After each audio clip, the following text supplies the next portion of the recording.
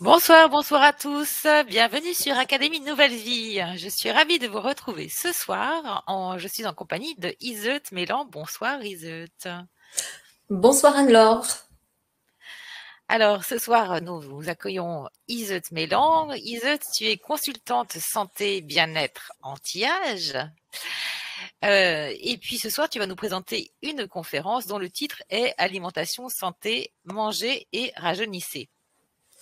Alors, au cours de cette conférence, tu vas aborder certains fondamentaux nécessaires à une bonne compréhension du fonctionnement de notre organisme en relation avec notre alimentation. Le programme est riche, donc je vous invite à prendre de quoi noter, comme moi.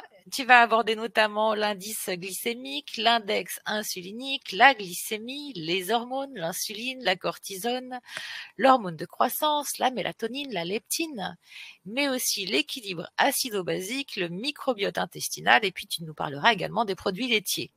Alors, effectivement, des notes s'avéreront certainement utiles. Et puis, donc, tu vas nous parler notamment des rappels importants nécessaires permettant une meilleure compréhension de nos organismes en relation avec la nourriture. Et tu vas nous permettre d'appréhender le rôle de différentes hormones comme l'insuline, la cortisone et l'hormone de croissance. Tout ça, ce qui nous permettra en fait de mieux choisir les aliments en fonction de notre profil et de comprendre l'importance de la préservation de notre santé par l'alimentation, un sujet qui est vraiment d'actualité en ce moment. Voilà. Donc, je vous invite à la fin en fait du déroulé de la conférence de poser vos questions. Je pense que voilà, dans un premier temps, tu vas te présenter à nos auditeurs si tu veux bien, présenter ton parcours, qui tu es, et puis dérouler ta conférence avec ce riche programme. Merci par avance. Bon, merci Anne-Laure pour cette présentation. Oui, je vais vous présenter donc ce soir Manger et rajeunissez. Alors tout d'abord, je vais vous parler de mon parcours professionnel. J'ai tout d'abord exploité un cabinet esthétique pendant 17 ans. Donc j'ai forcément dû m'intéresser déjà de plus près à la diététique puisque j'avais comme prestation donc des soins anti-âge, des soins amincissants, mais des soins aussi pré-post-chirurgie plastique, notamment puisque j'étais spécialisée dans le drainage lymphatique et aussi les problèmes d'acné. Ensuite, j'ai fait plusieurs missions à l'étranger en tant que formatrice et quand je suis revenue en France, je me suis attelée en fait à une formation à la naturopathie, en fait hygiéniste naturopathe de 2010 à 2012 et en 2019, j'ai passé le diplôme, un diplôme universitaire, excusez-moi, c'est l'émotion, en nutrition, qui est de niveau 1 master. Voilà. Alors, voilà ce qui est donc pour ma présentation personnelle. Et si vous voulez, ben, on va attaquer dans le vif du sujet. On va rester ensemble environ 1 heure. Alors, l'indice glycémique ou index glycémique, il se mesure sur une échelle qui va de 0 à 100. Plus il est élevé et plus les glucides contenus dans l'aliment que l'on a mangé passent dans le sang sous forme de glucose. D'accord ? L'indice glycémique, c'est la vitesse, la rapidité d'absorption des glucides au moment de la digestion. Dans les 2 heures qui suivent l'ingestion de l'aliment, à ce moment-là, on a notre index glycémique. Et cette élévation brutale de la glycémie, qu'on appelle le pic de glycémie, provoque une réaction immédiate de l'organisme qui sécrète une hormone hypoglycémiante, l'insuline, qu'on va voir ultérieurement, en vue de rétablir une glycémie normale. Alors, puisque je parle de glycémie, la glycémie, en fait, elle mesure le taux de sucre dans le sang. Une glycémie normale, elle tourne autour de 0,8 à 1,2 grammes par litre. D'accord ? L'index ou indice insulinique ou insulinémique, les deux se disent, renseigne sur la sécrétion d'insuline dans le sang occasionnée par la consommation d'un aliment et il se mesure comme l'indice glycémique 2 heures après l'ingestion de l'aliment. L'indice de référence est celui du pain blanc, fixé à 100. Alors déjà, je parle de pain blanc. S'il est fixé à 100, ça veut dire que le pain blanc est pratiquement considéré comme un sucre. Alors, ceux qui déjeunent le matin avec des bonnes tartines, des bonnes baguettes de pain blanc, peuvent certainement avoir, vers 11 heures, des hypoglycémies, car étant donné que c'est une farine qui est raffinée, vous n'avez plus là, la petite enveloppe autour de la graine, elle ne fait pas partie de la farine, donc du coup, votre pain blanc, il rentre directement dans le sang, ça se transforme en sucre, et à 11 heures, une hypoglycémie, et on a à nouveau faim. Alors, index glycémique, je vais vous donner un exemple. Par exemple, une pomme a un index glycémique de 36, c'est une moyenne, hein, parce qu'il y a tout un tas de pommes différentes, et un index insulinique de 43. Une tomate, par exemple, indice glycémique de 31, indice insulinique 41. En règle générale, l'indice glycémique se recoupe avec l'indice insulinique.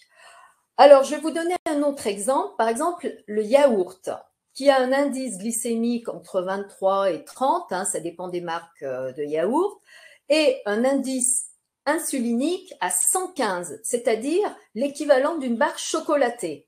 Ça veut dire que l'indice glycémique est relativement peu élevé, mais ça sollicite énormément l'insuline, ce qui, on verra ultérieurement quand on parlera des laitages, qui peut nous poser quand même quelques problèmes.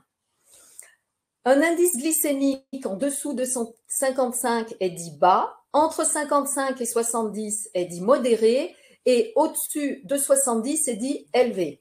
Alors, des tableaux hein, d'indices glycémiques et insuliniques, vous pouvez en trouver facilement. Ils se valent tous à peu près, hein, puisque c'est en fonction des races de pommes, mais ils se valent tous à peu près. Et je vous invite quand même à en avoir un, ça peut toujours servir, et de choisir les éléments les moins élevés en glycémie. Voilà.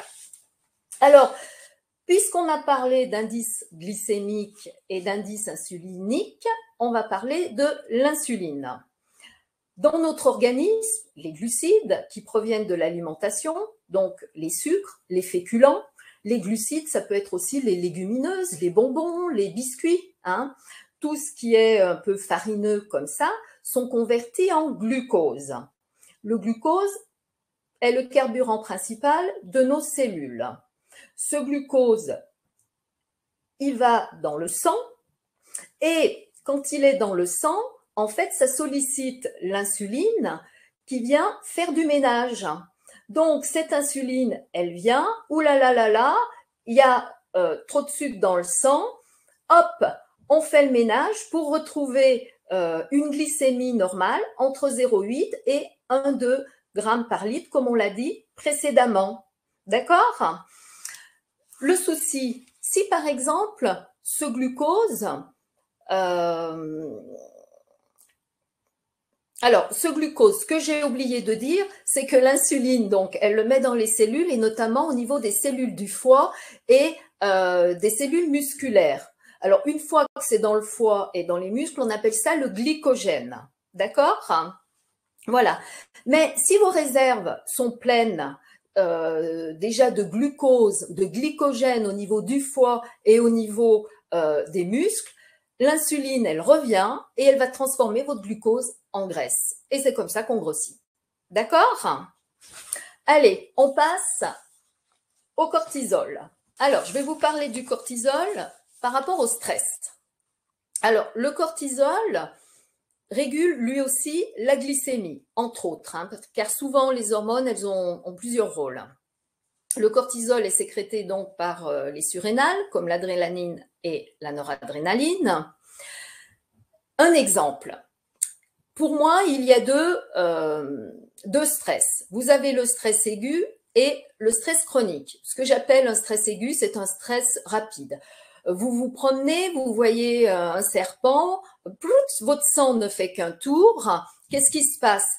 la cortisol est sollicitée, ça entraîne automatiquement une libération de glucose et s'il y a glucose, il y a insuline. Ça, c'est irrémédiable. Le serpent s'en va, tout rentre dans l'ordre, vous avez eu peur, tout est revenu en place, pas de souci, tout va bien. Si par exemple vous avez quelqu'un qui vous harcèle au travail et que c'est tous les jours et que c'est régulier, vous allez avoir un stress que j'appelle chronique car c'est régulier, c'est tout le temps. Donc qu'est-ce qui se passe? Votre cortisol, eh ben, elle va sortir, mais elle va sortir tous les jours, en plus des repas, hein, puisqu'elle va sortir aussi au moment des repas, d'accord? Elle sort tous les jours, sans arrêt, régulièrement dans la journée, le matin, l'après-midi, avec des libérations de glucose, d'accord? Suivi à chaque fois d'insuline. L'insuline, elle commence à en avoir marre, elle commence à se fatiguer. Donc, au bout d'un moment, elle fait un petit peu moins son travail, elle va rester un petit peu de côté et c'est ce qu'on appelle une insulinorésistance. Le souci, c'est que vous avez du glucose dans le sang. Donc, ce glucose qui est dans le sang, le corps, lui, il commence à s'affoler. Hein. Donc, qu'est-ce qui va se passer si l'insuline ne vient pas le récupérer pour le mettre dans les cellules? Eh bien, non seulement il va y avoir une résistance au glucose, ça va vous faire monter déjà la glycémie. Ce glucose va se transformer en graisse et qui dit monter la glycémie dit prédiabète et au fil du temps diabète. Et c'est comme ça ensuite qu'on arrive à des maladies métaboliques. Si on ne corrige pas le tir immédiatement, faut-il encore s'en rendre compte et le savoir, et qu'on arrive à des obésités, de l'hypertension, des affections cardiaques, etc. L'hormone de croissance. L'hormone de croissance, alors elle est sécrétée par l'hypophyse. Elle est située entre 2 heures et 4 heures du matin. Alors, ce que j'ai oublié de vous dire, c'est que l'insuline et le cortisol sont des hormones diurnes, c'est-à-dire elles sortent la journée, le soir elles vont se coucher. D'accord? L'hormone de croissance, elle fonctionne la nuit. C'est une hormone, donc comme je l'ai dit, entre 2 heures et 4 heures du matin, elle sort. Quand on a 15 ans, quand on est adolescent, c'est une hormone qu'on a à gogo. C'est normal, on est en pleine croissance et on grandit la nuit. Donc, c'est l'hormone qui va faire grandir vos enfants. C'est une hormone qui sert à la construction des protéines, qui accroît la multiplication cellulaire, la régénération des membranes. C'est une hormone de construction et de rajeunissement.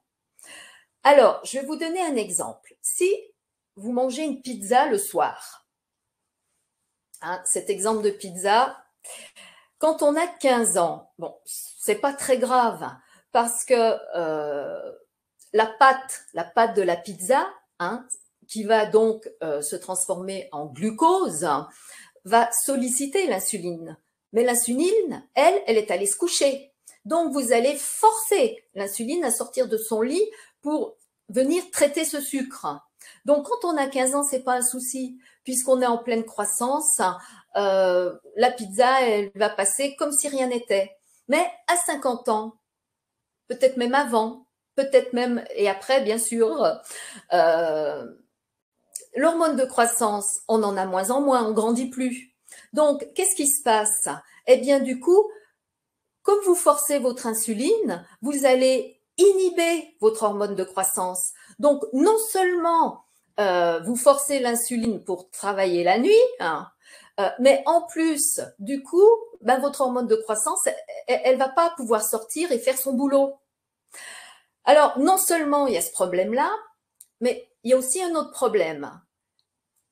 La nuit, on a ce qu'on appelle la lipolyse. Le jour, la lipogénèse. Qu'est-ce que ça veut dire? On maigrit la nuit, on grossit le jour. Ça veut dire que la lipolyse, ça veut dire que la nuit, vous avez tout un tas de mécanismes pour vous détoxifier. Donc, si vous sollicitez trop votre insuline ou trop souvent, hein, eh bien, du coup, la lipolyse, elle ne se fait pas. Donc, du coup, c'est comme ça aussi que petit à petit, on peut prendre de l'embonpoint. D'accord? Allez, la mélatonine. Alors, sécrétée donc par la glande pinéale, ou hypophyse, c'est la même chose, épiphyse, pardon. La mélatonine joue de nombreux rôles dans l'organisme, dont le plus connu est de favoriser le sommeil. C'est un puissant antioxydant naturel. Alors, on sait très bien que quand on ne dort pas, on est de mauvaise humeur, on n'est pas bien, on est fatigué. Pour compenser, quelquefois, on va grignoter ou autre. Donc, si c'est une nuit, 2 nuits, c'est pas grave. Mais si vous avez vraiment des insomnies régulières, eh bien, à ce moment-là, il faut quand même vous y intéresser de plus près. Alors, la mélatonine, elle existe aussi en complément alimentaire. Alors là, je vous invite à être très prudent par rapport à l'automédication, d'ailleurs, de tous les compléments alimentaires, et notamment de la mélatonine, puisque j'en parlais. On s'est aperçu qu'elle avait quand même des effets secondaires, donc des céphalées, des vertiges, des somnolences, des nausées, voire des tremblements. Et aussi, on s'est aperçu qu'elle pouvait modifier l'horloge naturelle de notre organisme, parce qu'on a une horloge naturelle, comme on dort la nuit et on vit le jour, ça fait partie de l'horloge naturelle. En prenant de la mélatonine peut-être mal dosée ou en fonction des profils, des sujets, il y a des gens qui ont une sensibilité, on est tous différents au niveau de nos faiblesses, de nos sensibilités. Il peut y avoir les problèmes que je viens d'indiquer. Le glucagon. Alors, le glucagon, c'est comme l'insuline, elle est sécrétée par le pancréas, l'une par les cellules bêta, l'autre par les cellules alpha, de l'îlot de Langerhans. Ça, vous n'avez pas besoin de le retenir. Le glucagon, lui, stimule la production de glucose. C'est-à-dire, vous pouvez par exemple être en hypoglycémie. À ce moment-là, vous avez le glucagon qui va aller chercher vos réserves de glucose qui sont sous forme de glycogène dans le foie et dans les muscles pour les retransformer en glucose et le remettre dans le sang pour justement maintenir votre taux de glucose entre 0,8 et 1,2 g par litre, avoir une stabilité. D'accord? La gréline, on va parler après de la gréline, on va parler de la leptine. La leptine, ça aussi, c'est une hormone qui est importante quand on s'intéresse à notre assiette. C'est une notion aussi à comprendre. Par exemple, si vous mangez votre repas d'une façon comme un glouton, vous avalez comme ça en 5 minutes. Votre cerveau, il n'a pas le temps d'aller dire à votre leptine, dis bonhomme, t'as assez mangé, j'ai plus faim. Il n'a pas le temps, vous allez trop vite. C'est pour ça que souvent, on vous dit, essayez de manger lentement. Quand on mange lentement, le cerveau, eh bien, écoutez, il a le temps d'aller voir tous ces indicateurs et notamment l'hormone de la satiété qui est la leptine pour vous dire, écoute bonhomme, tu as plus faim, arrête. Alors ça, c'est aussi important parce que si tous les jours vous mangez trop vite comme ça et que votre leptine, du coup, elle n'a pas la possibilité de se manifester, eh bien, tout doucement, vous pouvez enclencher une spirale de surpoids aussi. La gréline, ce que je voulais dire juste avant, en fait, c'est tout simplement l'hormone de la faim. Quand vous avez faim et que votre estomac fait gros, en fait, c'est la gréline qui est l'hormone de la faim et qui vous dit, bon, bah, c'est l'heure de manger. Voilà. Alors, voilà pour les quelques hormones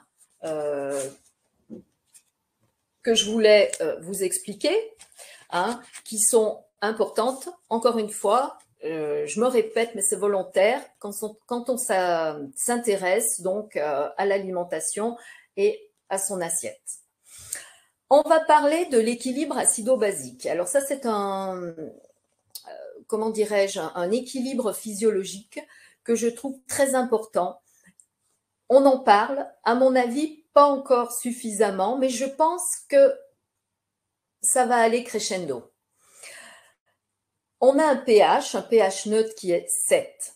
Le pH idéal est 7,2, 7,4, c'est-à-dire une légère alcalinité du sang est plus favorable au bon déroulement d'un très grand nombre de processus physiologiques. Alors, on appelle équilibre acido-basique le rapport constant et équilibré entre les acides et les bases présents dans l'organisme. C'est des réactions chimiques. Cet équilibre se traduisant par la stabilité du pH sanguin régulé par les substances tampons. Les substances tampons, c'est un système en fait de neutralisation de l'acidité, c'est-à-dire que si votre organisme, votre équilibre, si vous voulez, acido-basique est rompu et que vous êtes en acidose, c'est-à-dire trop acide en dessous de 7, hein, l'acidité c'est en dessous de 7, l'alcalinité c'est au-dessus de 7. Si vous êtes en acidose, vous allez avoir ces substances tampons qui vont essayer de réguler, d'accord? C'est l'intelligence du corps. Et vice-versa, si vous êtes en alcalose. Alors, qu'est-ce qui vous donne cette acidité au niveau de votre organisme? Déjà, votre alimentation. Les aliments carnés, la viande, quand on mange trop de viande, mais aussi trop de fromage, les céréales raffinées, les produits sucrés, les produits transformés, hein, la charcuterie, les aliments trop salés, fumés, ça donne de l'acidité. Mais aussi, si par exemple vous êtes un sportif de haut niveau, le travail musculaire donne naissance à de grandes quantités d'acide lactique. Ça donne aussi de l'acide au niveau de l'organisme. C'est pour ça qu'on dit souvent aux sportifs de beaucoup boire. Le stress aussi donne de l'acidité. Alors, des fois, c'est parce que ce stress va nous pousser à des compulsions alimentaires, hein, à aller manger du chocolat ou des biscuits qui traînent, mais aussi le stress qui sollicite le cortisol, hein, comme on l'a vu précédemment, qui était l'hormone du stress. On a constaté qu'une acidose est associée à un taux plus élevé de cortisol. Donc, neutraliser cette acidité permet aussi donc d'abaisser le cortisol en partie. On s'est aperçu que la perturbation de l'équilibre acido-basique est d'ailleurs le principal facteur de vieillissement précoce. Et une étude a montré que les femmes après la ménopause ayant une production acide endogène faible avaient une densité osseuse supérieure, c'est-à-dire qu'une production faible d'acide à l'intérieur du corps, leur qualité des os était bien meilleure. Un terrain acide est la porte ouverte à toutes les maladies, aux bactéries et aux levures. Pourquoi? Tout simplement parce que le terrain acide, elles adorent. Et donc, elles peuvent se développer. En revanche, si le terrain est trop alcalin, non, non. La majorité de toutes ces bactéries et de ces maladies, c'est un terrain acide dans lequel elles peuvent se développer. Terrain alcalin, non. Vous comprenez pourquoi je trouve que c'est une notion très importante? Alors, l'alimentation moderne acidifiante génère d'autres problèmes que le déséquilibre acide-base lui-même. Les maladies cardiovasculaires, le diabète, le surpoids et mine le terrain pour la survenue de maladies dégénératives. Que cela touche les os, l'ostéoporose ou les articulations avec certaines arthroses. Aussi des calculs urinaires et bien sûr beaucoup d'inflammation.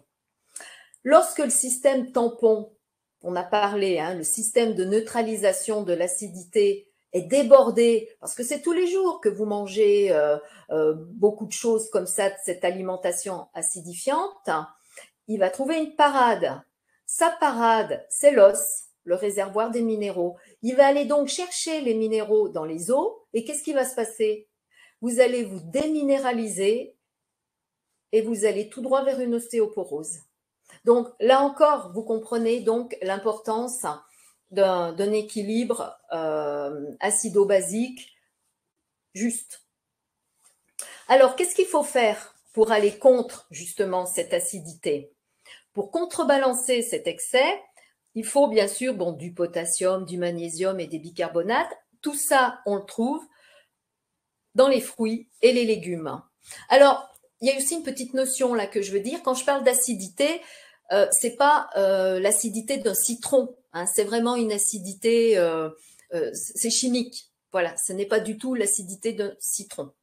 Après, il peut y avoir des personnes qui ont des acidoses directes et qui ne supportent pas de manger une orange ou de prendre quelque chose d'acide. Ça, c'est autre chose. Donc, les fruits et les légumes, bien sûr. L'eau qui apporte le plus d'alcalinité est la Saint-Thior, suivie de la Vichy-Célestin. Ensuite, vous avez Badois et ensuite, vous avez Quézac. Pour ceux que ça intéresse, l'alcalinité, c'est HCO3, si vous voulez chercher ça sur les bouteilles. Une autre chose aussi qui est très importante et qui combat l'acidité, ce sont les oméga 3. Les oméga 3, ce sont des acides gras essentiels, c'est-à-dire que le corps ne les fabrique pas. Donc, il faut les amener par notre alimentation, par l'extérieur. Et on les retrouve notamment dans l'huile de colza, l'huile de noix, l'huile de cameline, l'huile de lin, hein, qui est un précurseur, et tous les petits poissons gras des mers froides. J'entends la sardine, le hareng, le maquereau, voilà. Il y a aussi des poissons, des gros poissons comme le saumon, hein. Bon, là, je parle des petits poissons gras des mers froides. Et des mers froides, c'est important parce que l'oméga 3 est un petit peu considéré comme l'antigel donc du poisson. Donc, dans les mers froides, il est obligé d'avoir un antigel de meilleure qualité. Et vous, quand vous mangez ces petits poissons des mers froides, vous avez des oméga 3 de meilleure qualité. D'accord ?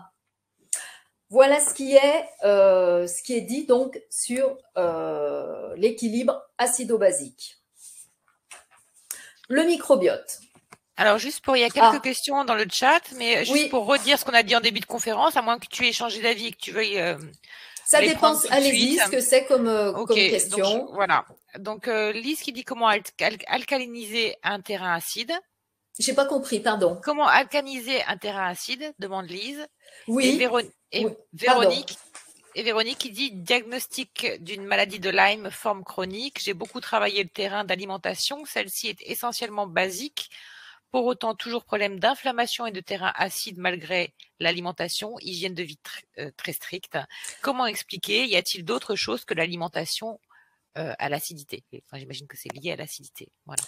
Oui, alors après tout ce qui est petite consultation privée, ça on peut pas vraiment le faire dans la conférence.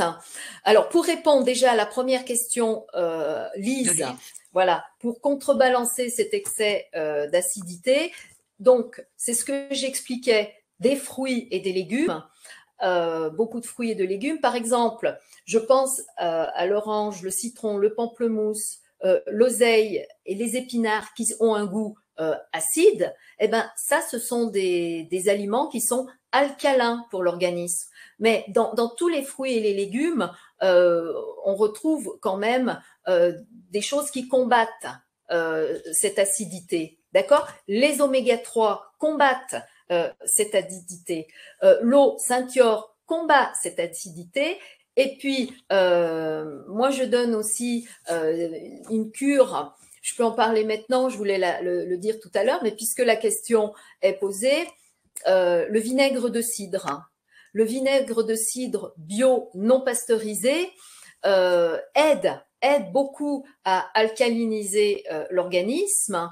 Alors, marquez sur vos petits papiers, là, pour faire une cure. Alors, moi, je conseille toujours de démarrer le jour de la pleine lune ou le lendemain de la pleine lune, tout simplement parce que les 15 jours qui suivent, on est en période d'élimination. Donc, regardez, là, c'est l'automne, en plus, c'est bien hein, pour faire ces cures. Regardez votre prochaine pleine lune. Vous achetez un vinaigre de cidre bio non pasteurisé, hein. Le soir, vous vous préparez un grand bol d'eau tiède. Alors là, je suis sûre qu'il y a des gens qui m'écoutent et qui me connaissent, parce que ça fait 35 ans que je navigue dans le bien-être et qui doit faire la moue quand je parle de ça, parce que pour certains, il n'y a pas de souci, mais pour d'autres, c'est pas forcément bon au goût. Moi, ça me dérange pas du tout. Chacun testera, voilà. Donc, un bol d'eau tiède. Alors, si vous avez des bouilloires, je me permets ce détail-là, et que l'eau est bouillante, vous mettez votre eau bouillante et votre eau froide, pas le vinaigre dans l'eau bouillante, sinon vous allez tuer des bonnes bactéries et c'est pas le but. Donc vraiment de l'eau tiède et 2 cuillerées à soupe dans votre grand bol.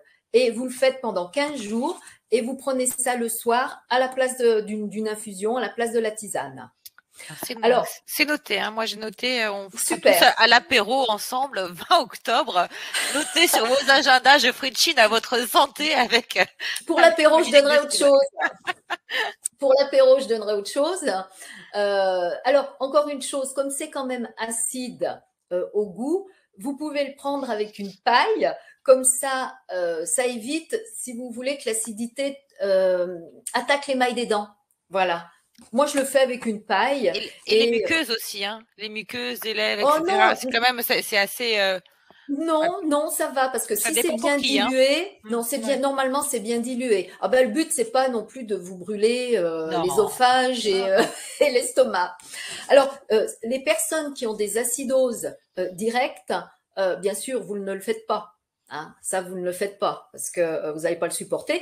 Et je vais même vous dire, quand on a des ulcères à l'estomac ou des problèmes de reflux gastrique, ça peut être très efficace. Voilà. On peut le faire. Là, vous le faites en automne et puis vous le faites 4 fois dans l'année. D'accord? Est-ce que ça répond à la question de Lise? Je pense. Lise a dit merci, donc ça doit être OK. Bon. Allez, on parle du microbiote. Donc, quand on entend microbiote, tout le monde pense microbiote intestinal.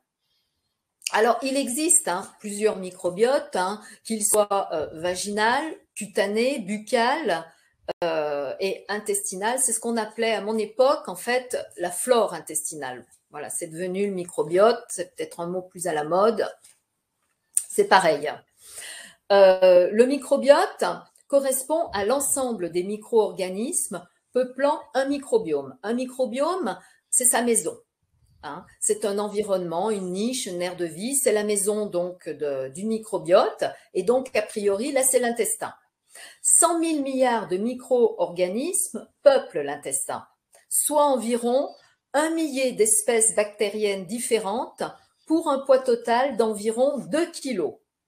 Le microbiote d'un individu est unique, tel une empreinte digitale. Un microbiote équilibré est dit en symbiose, donc en harmonie avec notre corps, et en dysbiose quand il y a un problème. Alors, un problème, c'est facile à observer. On regarde ses selles, la couleur des selles, si on est constipé, si on a des diarrhées, des maux de ventre, des flatulences, éventuellement mauvaise haleine, si on n'a pas de problème dentaire. Donc, ces symptômes, bien sûr, nous alertent sur un petit souci au niveau des intestins. Et dans tous les cas, ça veut dire que notre intestin ne joue plus son rôle de barrière, de filtre, et laisse passer des molécules qui ne devraient pas passer et engendre des maladies auto-immunes. C'est-à-dire qu'il laisse passer des molécules, donc à travers ces membranes, il y a 4 couches, il y a 4 membranes autour des intestins, donc il y a une petite porosité microscopique et donc des toxines passent à travers et partent dans l'organisme. Donc, c'est pour ça qu'on peut avoir des maladies, entre autres, auto-immunes, des allergies ou des infections. On appelle ça l'hyperperméabilité intestinale. Alors, nous disposons de 2 armes efficaces pour lutter contre cette hyperperméabilité intestinale, les régénérants et les anti-inflammatoires naturels de la muqueuse. Alors, vous avez, je ne vais pas parler des plantes ce soir parce que c'est toujours pareil, l'automédication, je reste très prudent. Bon, là, je peux parler de la glutamine qui est un acide aminé. Notre organisme fabrique de la glutamine, mais on peut lui en apporter aussi en complément alimentaire pour aider à penser ce souci d'hyperperméabilité, d'intestin poreux. On a aussi la curcumine, qui est l'élément principal du curcuma. Les probiotiques qui agissent sur la flore. Alors, je vous invite aussi tous, parce que là, je sais que beaucoup de gens achètent des probiotiques. C'est à la mode depuis aussi quelques années, si je peux le dire en ces termes. Alors, moi, je vous invite, avant de prendre des probiotiques, il faut déjà traiter votre muqueuse, il faut déjà l'améliorer, il faut déjà la penser. Quand vous faites un jardin, vous préparez la terre et vous mettez la graine. Vous ne mettez pas la graine et travaillez la terre après. Donc, il y a quand même un ordre. D'accord? Vous avez des probiotiques qui sont dans votre alimentation. Alors, je vais vous en donner quelques-uns, une liste non exhaustive. La bière, non pasteurisée, de préférence, le chocolat à 70-80%, le cidre brut, le kombucha, ça c'est l'apéritif que je voulais proposer à Anne-Laure. Je vais dire ce que c'est, le thé, oui. Le café, la choucroute crue et le vinaigre aussi. Le vinaigre de cidre est un très bon probiotique puisqu'il y a des très bonnes bactéries. Le kombucha, c'est un très bon aliment. Ça vient du kombuche. Le kombuche, ça a été fabriqué en fait en Russie, mais c'est une base de thé, c'est du thé fermenté.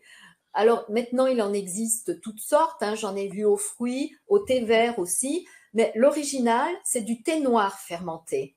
Alors c'est une boisson pétillante qui me fait un peu penser au cidre, mais moins sucré peut-être, mais c'est une très très bonne boisson, donc justement pour amener aussi ces probiotiques. Un verre en apéritif tous les jours, même le soir, et puis le week-end, un petit peu de bon vin. On en parlera aussi. Les prébiotiques. Alors, les prébiotiques, en fait, les probiotiques se nourrissent et se nourrissent de prébiotiques. Donc ça aussi, il en faut dans votre alimentation, mais vous en trouvez forcément puisque vous mangez tous des artichauts, vous mangez des bananes, de l'ail. L'ail, c'est un excellent aliment. L'ail, les oignons, ce sont des aliments qui ont beaucoup de vertus et très très anciennes. Ma grand-mère m'en donnait déjà beaucoup. Le topinambour cru, les poireaux, les asperges, la chicorée, le pissenlit, tout ça, ce sont des prébiotiques. Toujours en mouvement, donc le microbiote change pour s'adapter à son environnement. L'alimentation influe donc sur sa composition. Oui, si par exemple vous avez des selles, voire des diarrhées, et que vous avez mangé pendant 3 jours de la compote de pommes, faut pas du tout vous inquiéter, c'est normal. Les choses vont se réguler les jours qui viennent. C'est normal. Il est donc important donc de s'alimenter sainement pour maintenir son microbiote et rester en bonne santé. Avoir une alimentation déjà riche va déjà vous amener beaucoup de choses. Après, en fonction des problèmes, en fonction des pathologies, des profils, des sensibilités, ou alors certains ont des séquelles plus anciennes, après on est obligé de corriger. Et justement, c'est là où intervient les compléments alimentaires. Moi, j'aime beaucoup les teintures mères, les plantes, etc., etc. Mais en premier, c'est l'alimentation. Quand on fait le jardin, on s'occupe d'abord du terrain et on plante après. Donc, les choses, on les fait par ordre. Alors, maintenant, on va arriver au laitage. Ça, c'est quelque chose qui est très intéressant. Tout à l'heure, je vous ai parlé donc du yaourt nature qui avait un indice glycémique donc autour de 20-40 et un indice insulinique donc tel une barre chocolatée. Alors, on va en reparler. Alors, pour être le plus juste possible par rapport, comment dirais-je, à ce problème assez polémique. Voilà, concernant les produits laitiers, en fait, je vais vous lire un article. Je vais me permettre quelques commentaires hein, au fur et à mesure, hein, d'accord? Mais c'est un article qui est très bien fait et où on trouve tout ce que je souhaitais vous expliquer. Et il est court. Voilà, donc je vais vous le lire. C'est un... alors, comment voilà, ce sont des questions qui ont été posées au directeur général donc d'une école de naturopathie Misupnat à Paris, qui s'appelle ce monsieur Frédéric Boukobza. Voilà. Alors, quels sont les griefs faits aux produits laitiers?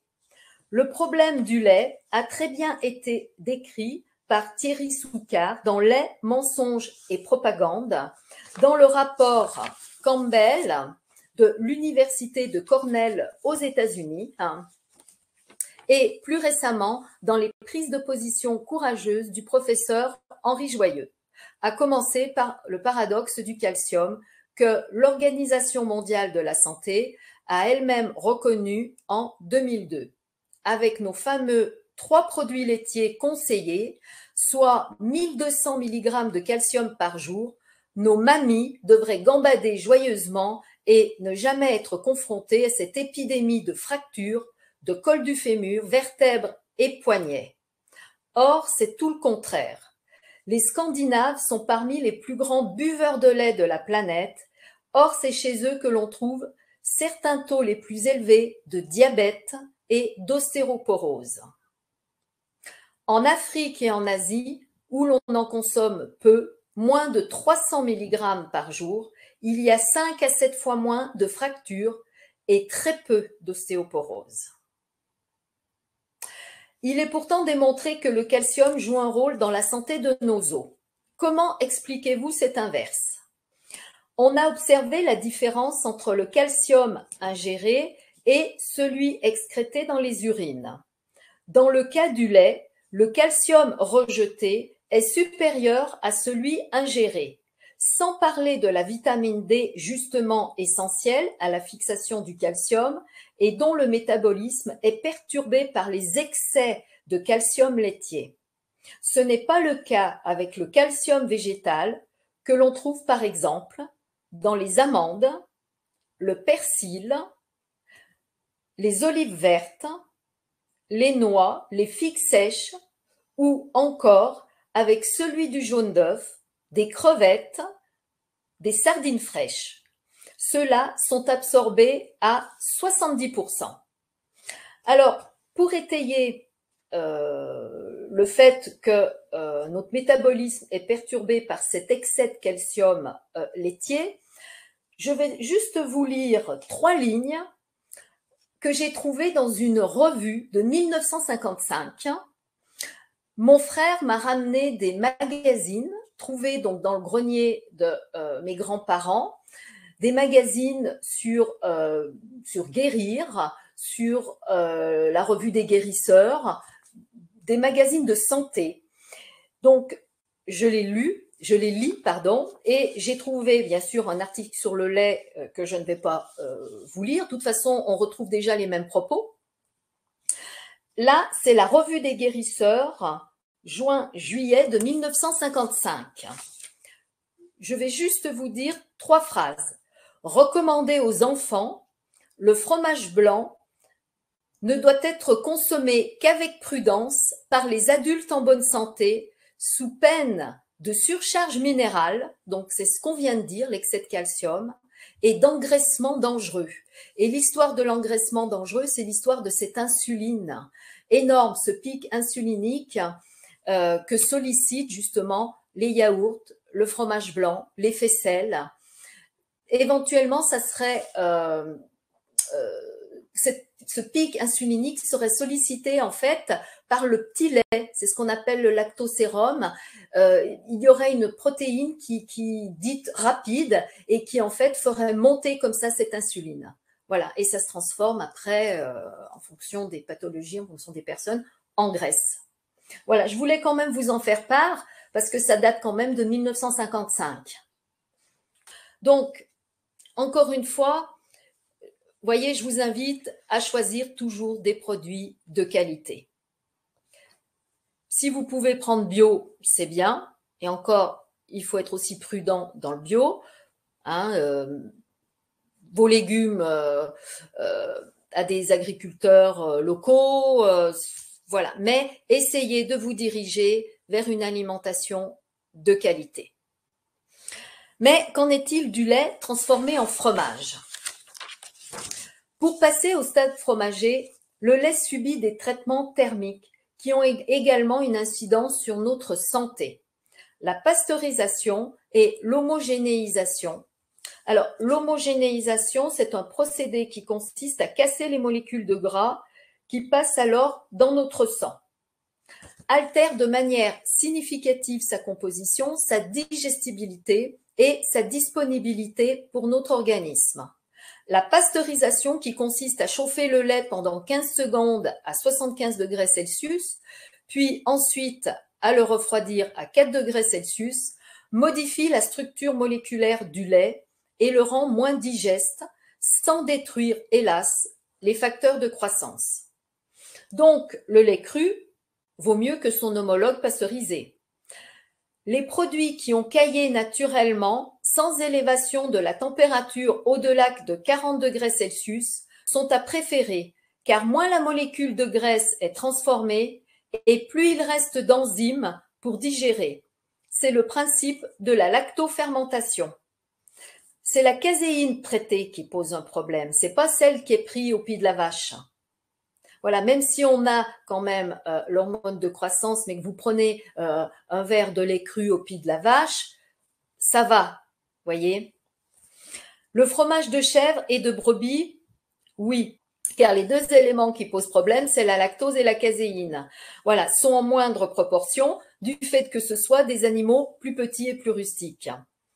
Toutefois, les fromages de vache à pâte dure, c'est-à-dire pressés et cuites, j'entends le comté, le parmesan, le gruyère, l'emmental, ont généralement un contenu faible en lactose et sont d'habitude bien tolérés. Alors, ne boudons pas pour notre plaisir en nous offrant un bon morceau de fromage 3 fois par semaine, à condition de le choisir bio incontestablement. Voilà, moi en ce qui concerne ce que je voulais vous dire, je termine sur cette note très positive. Maintenant, si vous avez des questions auxquelles je peux répondre, eh bien écoutez, c'est avec plaisir. J'ai vu des questions passer par rapport, qu'est-ce que tu penses du jeûne alimentaire? Le jeûne alimentaire, alors, en ce qui concerne le jeûne intermittent ou le fasting, moi, je trouve ça très positif. Je trouve que c'est très bien et d'ailleurs, dans mon atelier numéro 2, c'est un des éléments qui est anti-âge même. On laisse reposer l'organisme pendant au minimum 16 heures, les intestins, et ça permet, enfin les intestins et même le corps, et ça permet à plein de micro-processus physiologiques de se remettre en route, en fait, de réagir, de redémarrer. Et c'est comme ça que notre organisme rajeunit. Donc, le jeûne intermittent, oui. Après, à partir de 3 jours, les jeûnes à partir de 3 jours, moi, je vous invite fortement à ne pas le faire seul, ça c'est évident, et à être suivi parce qu'il y a quand même des accidents. C'est marrant que vous me parliez de ça parce que cet après-midi, je lisais un article sur justement le Russe qui a mis au point, qui a découvert en fait le jeûne et qui mettait au point des cures de jeûne. Et d'ailleurs, ça a été remboursé jusqu'à 1990 par les autorités russes et puis ensuite, au moment de la... ensuite, ça n'a plus été remboursé. Et c'est vrai qu'il expliquait qu'au début, bon, il avait énormément d'échecs. Alors, je pense qu'il faut le faire accompagner par des gens qui s'y connaissent bien, hein. Et je crois aussi qu'il y a certaines maladies, plus que d'autres, qui peuvent être guéries ou vraiment estompées par le jeûne. Et après, bon, ben, on peut le faire pour se détoxifier, hein, ça c'est autre chose, hein. Voilà. En revanche, le jeûne intermittent, ça déjà vous pouvez le faire chez vous et seul, il n'y a pas de souci et ça peut vous faire que du bien. Une fois par semaine, il y a des gens qui le font 3 fois par semaine, il y a même des personnes en cétogène qui le font tous les jours, vous voyez. Moi, je dis, faites-le déjà une fois par semaine, c'est déjà bien. Merci. Mais je vous en prie. Après, effectivement, sur toutes ces problématiques, il faut aussi écouter son corps, quoi, hein. Alors, le oui, corps a aussi ses besoins. Alors, dans des excès, c'est sûr, parfois dans des addictions, etc. Mais d'un autre côté, plus on est connecté à notre corps, plus on va savoir oui, aussi. Et oui, parfois, il y a des aliments où on se dit, oh, c'est bon, c'est sain. Et en fin de compte, c'est pas ce dont le corps a besoin dans l'instant oui. présent. Alors, Anne-Laure, c'est très bien ce que vous me rappelez là. Parce que enfin, moi, c'est ce que j'appelle l'intelligence du corps, hein. Voilà. Et d'ailleurs, tous, hein, en fonction de nos goûts, quand on prend quelque chose, quand on mange quelque chose, il y a peut-être quelque chose que moi je vais aimer et vous n'allez pas l'aimer. Donc ça fait partie, c'est notre construction, c'est notre personnalité, ça fait partie de nous. Et c'est vrai que il faut s'écouter. Le jeûne peut fonctionner, peut être très bien pour certaines personnes. Par exemple, pour moi, hein, le jeûne intermittent, oui. Le jeûne d'une semaine, je me sens pas prête, hein. Voilà, et j'en ai pas envie en plus. Alors, voilà, peut-être que c'est vrai que je suis en bonne santé. J'aime bien manger, j'aime bien boire, hein. Donc, j'aime le bon vin. Vous voyez, et d'ailleurs, le bon vin n'est pas interdit, hein, même du bon vin rouge, c'est plein d'antioxydants. Vous avez le resveratrol qu'on retrouve dans le raisin, donc un verre de vin, 2 verres de vin par jour. Oui, il faut quand même vivre aussi avec la vie, hein. On a des très bons restaurants gastronomiques, ce serait quand même dommage de vivre comme un moine chez soi en mangeant ses 3 graines et ses 2 tomates, hein. C'est ça. Moi, j'adore les graines, tu vois. J'adore le pain aussi, hein. Mais par contre, c'est sûr que spontanément, euh, par exemple, je pense que beaucoup d'entre nous, on va limiter les produits carnés ou les produits industriels naturellement ou les produits, je dirais, morts, même si Oui, j'adore une bonne viande qui a grandi en conscience, tu vois, mais spontanément, je vais pas me taper un steak tous les jours. Mais donc, du coup, le corps demande en fait à augmenter cette source de protéines et aller la chercher ailleurs. Voilà. Donc les protéines, voilà. Après, c'est vrai qu'on les trouve aussi dans les laitages, dans les fromages. S'il y a une bonne digestion, alors c'est sûr que dans les végétaux, Bernard bien sûr, dans les disait, végétaux. voilà aussi. euh, et puis dans certains, voilà, dans certains féculents, etc. Mais Bernard disait, effectivement, il y a que le lait maternel qui est bien digéré par l'humain. Oui, Mais d'un autre côté, s'il est vraiment bien digéré, il y a des gens qui supportent pas, hein, qui sont allergiques ou c'est pas allergique, hein, qui c'est intolérant au lactose, etc. Mais si le corps a envie effectivement d'avoir cette compensation de protéines et qu'elle les supporte bien et que le corps le réclame, je dirais, faut pas se priver de tout parce que effectivement, je sais plus qui est-ce qui disait dans le chat, mais après on mange quoi. Donc je crois qu'il oui, faut pondérer, modérer non, par rapport à toutes ces sciences, ces écoles, et je trouve que le discours que tu tiens est assez juste dans le sens où c'est important justement de savoir euh, les, les indices, comment ça fonctionne au niveau des glandes, des hormones, de façon à encore mieux comprendre son corps. Et donc, du coup, ça incite effectivement encore plus à être vigilant quant au choix par goût, par envie et par besoin et par intérêt d'aller sélectionner ce qui est bon et juste pour nous. Mais alors, en fait, c'est tout à fait juste. Alors, c'est-à-dire qu'on est tous différents. Et puis il y a des gens sportifs, il y en a qui ne sont pas sportifs, il y en a qui aiment la viande, il y en a qui n'aiment pas la viande. Euh, euh, Donc, par exemple, donc il faut fonctionner en fonction de son profil. Alors, par exemple, dans l'atelier 1 que je propose, puisque tu me parles de ça, Anne-Laure, c'est vrai que je propose un squelette. Je suis obligée de proposer un squelette parce que je m'adresse à tout le monde, je m'adresse pas à une seule personne.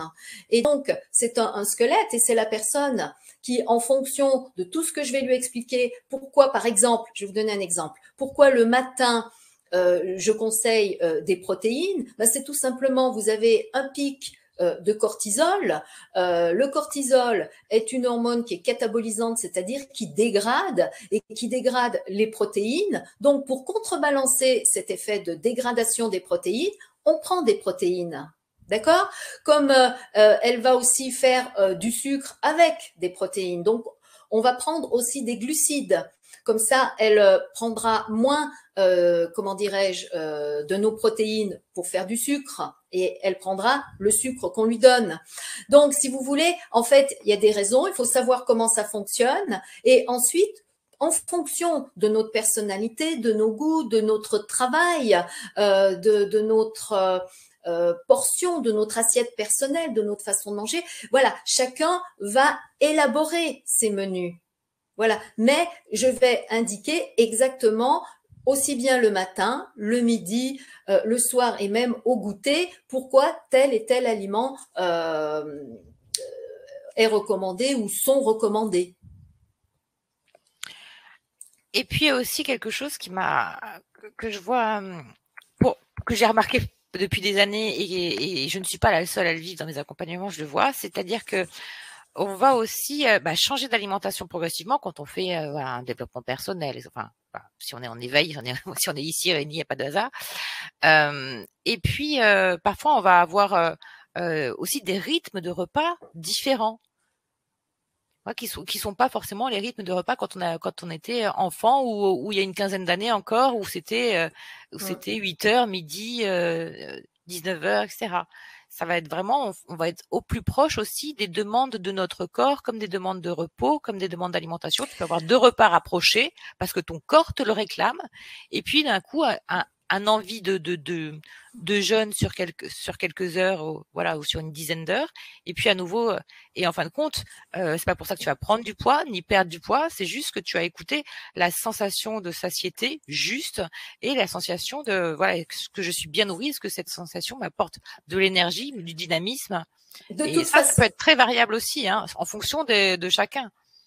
Mais maintenant, avec cette alimentation-là, on peut. Alors, ce que je veux quand même dire, ce que tu dis est exact, mais les hormones, c'est-à-dire qu'on a notre pic le matin, on l'a vers midi jusqu'à 14h, on a le soir.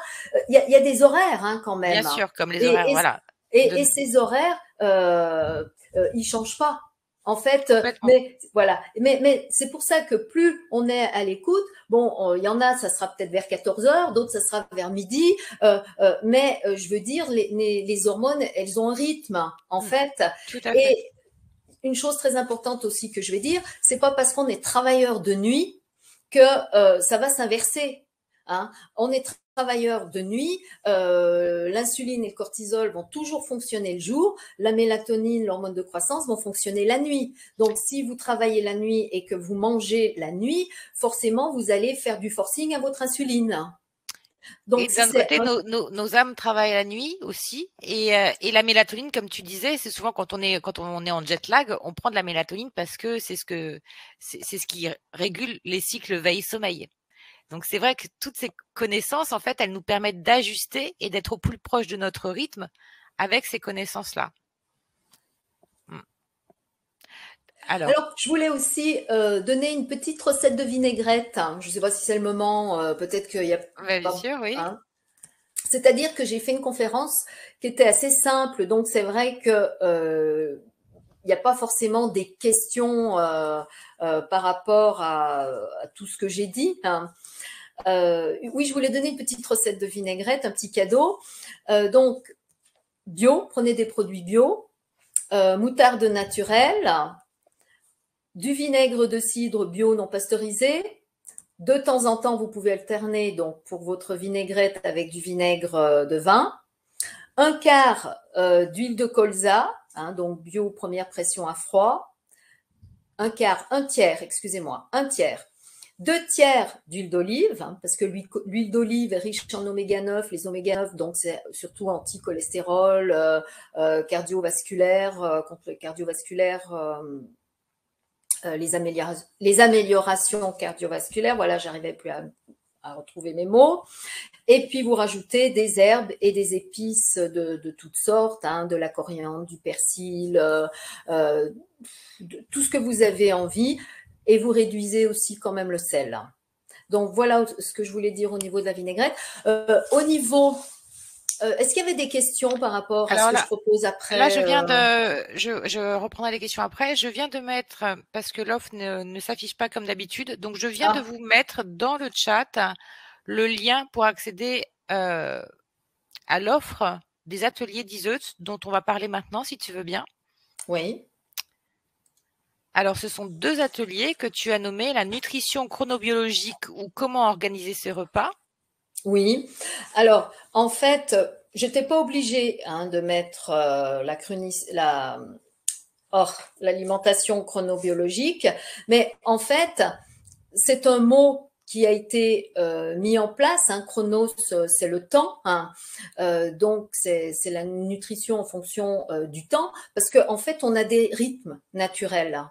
Et en fait, on s'apercevra que quand on mange en fonction justement déjà de ces rythmes naturels et qu'on mange normalement, bah, si vous êtes déjà un petit peu en surpoids, naturellement déjà vous pouvez perdre du poids parce que justement vous êtes en accord avec le fonctionnement de votre organisme. Alors, il y a aussi une chose que je voulais dire. Si j'ai fait aussi cette conférence ce soir, et je remercie donc tous les membres de l'Académie de la Nouvelle Vie donc de m'avoir reçu. J'ai lu récemment la dernière enquête de la Ligue contre l'obésité et c'est vrai que ça m'a apeurée. C'est une épidémie d'obèses et de diabète en France. Hein. Pour l'instant, je parle que de la France. On est à 17% des Français, soit 1 sur 6, à être en obésité. Hein. Et on est une personne sur 2 en surpoids. Donc, si vous voulez, moi quand j'ai vu ça, ça m'a apeurée. Quand je vois qu'au niveau du sucre, on en est à 25 fois, 10 fois plus de sucre par personne et par an qu'il y a un siècle, c'est des choses qui sont quand même parlantes et je crois que il est important de mettre un frein et de s'intéresser à son assiette comme on s'intéresse à sa vie professionnelle. On s'intéresse à sa vie professionnelle, on se met comment dirais-je, on se dit, bah tiens, j'aimerais faire ça, tel âge je voudrais faire ça, tel âge je voudrais faire ça. On programme des choses, hein, on élabore un budget pour sa vie familiale. Eh ben, c'est pareil au niveau de sa santé, au niveau de son alimentation, il faut s'y intéresser parce que sinon, on s'en rend pas compte et puis à 50 ans, eh bien, on se retrouve avec des diabètes, avec certains soucis de santé qui peuvent être irréversibles. Alors, non seulement je m'adresse aux gens qui peuvent avoir déjà ces soucis de santé, mais ça peut être aussi à des femmes qui ont juste envie de bien vieillir, voilà, ou alors qui ont juste 1, 2 ou 3 kilos en plus et qui aimeraient être aidés ou mieux comprendre comment le corps fonctionne justement pour pouvoir perdre ces kilos. Donc, c'est pour ça que j'ai fait ces 2 ateliers. Dans le premier atelier, en fait, on va apprendre à organiser ses repas. C'est ce que je disais précédemment, en fonction des rythmes naturels, hein, en fonction de notre corps, de ce qu'il a besoin à certaines heures. Donc, c'est un squelette que je vais proposer, mais c'est un squelette qui est déjà qui est très bien construit, hein, puisqu'ensuite, c'est vous, en fonction de votre goût, vos profils, si vous mangez au restaurant, en fonction de votre travail, si vous travaillez dur, si vous êtes dans un bureau, si vous êtes sédentaire, tout ça, on va le voir. Hein. Donc, c'est vous, ensuite, qui allez organiser. Et au deuxième atelier où on va glisser sur la perte de poids et l'anti-âge, déjà la perte de poids est déjà un rajeunissement en lui-même. On va se servir de ce qu'on a étudié dans le premier atelier, justement pour le moduler et arriver justement à qu'est-ce qu'on fait par rapport à ce que je vous ai donné, par rapport à ce que vous avez étudié. Donc, pour arriver à perdre du poids. Donc tout ça, je vous le dirai. Je vous donnerai aussi, on va parler aussi bien sûr du sport, de l'activité physique, qui n'est pas là pour perdre des calories, comme souvent vous l'avez peut-être entendu dire. Et d'ailleurs, vous pouvez observer là qu'au moment, au cœur de notre crise sanitaire, les médecins disaient faites du sport. Ils disaient pas faites du sport pour perdre du poids. Ils disaient faites du sport parce que justement, ça rehaussait le système immunitaire, ça le renforçait. Donc là, c'est pareil. Moi, quand je dis de faire, par exemple, de pratiquer une activité physique, ne serait-ce que 40 minutes de marche par jour, c'est tout simplement parce que ça relance en fait des processus qui sont endormis. Et c'est comme ça en fait qu'on récupère un petit peu, comment dirais-je, qu'on rajeunit, ça c'est une chose. Et puis, je crois que de toute façon, comme on va tous vieillir, et alors ça c'est inéluctable, je crois qu'on a tous envie quand même d'essayer de pas trop dégringoler, quoi, d'essayer d'être le mieux possible. En vieillissant, et je pense que ça c'est humain en fait, c'est naturel. C'est Donc effectivement, ouais, voilà. Et hyper donc ça, efficace et ça maintient la vitalité et au fur et oui, à mesure, on oui, s'aperçoit combien on aurait pu avoir dans les cycles saisonniers, par exemple. Moi, j'étais sujette aux angines, grippe, etc. Et ça fait voilà 7 ans que j'ai rien du tout de tout ça. Donc c'est vrai que ça joue considérablement. Le tout joue, tout joue. c'est un ensemble de choses, c'est Mmh, plus, mmh. voilà, qui amène des choses. Mais c'est vrai que il faut commencer par le premier pas et ensuite tout doucement les choses viennent. Alors il y a peut-être des personnes qui doivent se dire oui, mais moi j'ai pas le temps de faire 40 minutes de marche C'est par vrai. jour. Mmh, mmh. Non, mais c'est vrai et je l'entends complètement. Alors moi, ce que je peux dire, c'est si ces gens, par exemple, ils habitent en appartement, eh bien, au lieu de prendre l'ascenseur, ils commencent par monter à pied. Mmh. Euh, Quand ils vont faire leurs courses, eh ben déjà, ils y vont à pied. Si ils habitent à l'extérieur d'une ville et qu'ils sont obligés de prendre leur véhicule, eh bien, ils se garent au fond du parking Par exemple, par pour aller exemple. dans voilà, pour aller dans le supermarché, voilà, pour le plus possible faut réveiller votre corps. Et Mmh. en fait, vous verrez que quand vous commencez à le réveiller, non seulement il va vous le rendre, parce que vous allez vous en rendre compte. Moi, je peux en parler de tout ça. Vous savez, quand j'étais adolescente, quand j'avais 17 ans, 18 ans, même jusqu'à 20 ans, même un petit peu plus, je faisais de la boulimie. Je faisais de la boulimie et c'était épouvantable parce que j'arrivais à m'enfiler un panettone, voyez, un gros panettone, mais sans fin, sans fin. Et il y a des raisons à tout ça. Et en fait, donc, pour faire le chemin petit à petit, c'est vrai que il faut se comprendre, il faut comprendre ce qui se passe, etc., etc. Alors après, il peut y avoir des problèmes de poids parce qu'il y a des problèmes anciens de traumatisme, il peut y avoir des médicaments, il peut y avoir tout un tas d'autres Facteur, données, ouais. Mmh. voilà, bien sûr, d'autres facteurs. Donc, tous ces facteurs, on les prend en compte. Alors, moi, si vous voulez, comme a dit Anne-Laure, c'est vrai que je suis consultante santé bien-être anti-âge et comme j'avais un cabinet esthétique paramédical pendant près de 17 ans, j'ai maintenu, si vous voulez, cet axe et donc je reste dans l'anti-âge et dans l'amincissement et puis bien sûr même les soins en nutrition avant, par exemple, des chirurgies plastiques aussi. Ça aussi, c'est très très bien 3 mois avant. Mais je reste, si vous voulez, dans cet axe-là. Quand il y a des pathologies vraiment déjà trop lourdes, je m'en occupe pas. Hein. Les médicaments, je veux dire, je n'ai pas le droit de toucher aux médicaments, mais si vous voulez, je regarde la personne dans toute dans sa globalité. dans sa globalité, Et c'est ce bien que tu nous sûr. proposes avec cette synergie, donc des ateliers Alors, à la fois voilà, à la fois la nutrition et à la fois donc dans voilà, un aspect anti-âge et dans son voilà, aspect voilà, organisationnel. voilà. Donc Après, ça peut pour pas être être précis dans privé, les, voilà. bien sûr, bien sûr. Donc pour résumer, il y a ce premier atelier, la nutrition chronobiologique, comment organiser ses repas, qui se tiendra le lundi 4 octobre, donc lundi prochain à 20 heures, et le deuxième atelier perte de poids et nutrition anti-âge qui se tiendra le 14 octobre à 20h30, celui-là. Bien sûr, de toute façon, pour celles et ceux qui regarderont en replay, ça ne vous pose pas de soucis. Vous aurez tout ça, toutes les informations dans votre espace client, ou si vous le prenez l'atelier en version streaming et téléchargeable, vous l'aurez directement à vie en téléchargeable. Pour s'inscrire, vous avez juste à cliquer sur le lien, et pour les personnes qui regarderont en replay, l'offre sera donc dans le descriptif sous la vidéo, et pour les personnes qui regardent sur la chaîne YouTube de l'Académie Nouvelle Vie, l'offre est visible en cliquant sur le lien qui est dans le descriptif sous la vidéo. Voilà, et cette offre des 2 ateliers est à 67 € en version streaming sans téléchargement, et en version streaming téléchargeable à 97 € avec une possibilité de payer 4 fois.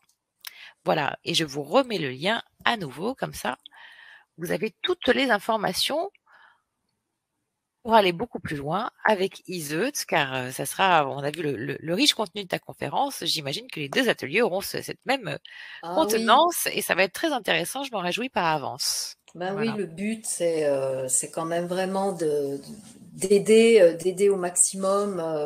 Enfin, c'est le but, quoi, d'aider les gens, quoi. Bien sûr, hein, avec ce qu'on sait, voilà, ce qu'on a appris et ce qu'on peut faire pour les aider, bien sûr. Bien sûr. Mm. Alors, oui, je prends juste quelques soutenances qui avaient été faites par dans le groupe, notamment Bernard, qui disait l'obésité est le résultat de comportement et pas une maladie. Voilà. Je pense que de toute façon, ton enseignement était très très complet. Merci en tout cas, Iseut, C'est de moi, je ce suis ravie, partage. mais je Je crois suis qu'on a ravie. on a tous pris des notes.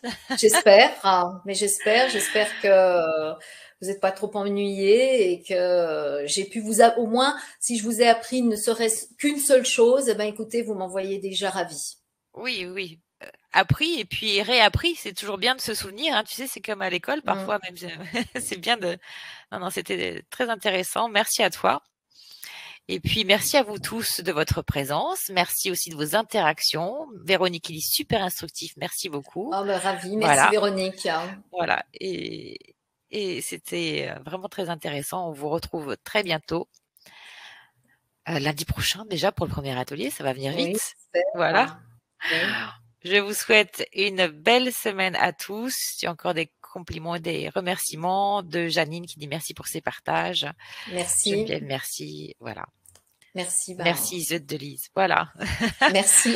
À très bientôt avec tous ces merci. Une belle soirée, une belle semaine à vous tous. Rendez-vous lundi prochain sur Au Académie Nouvelle revoir. Vie. Au revoir.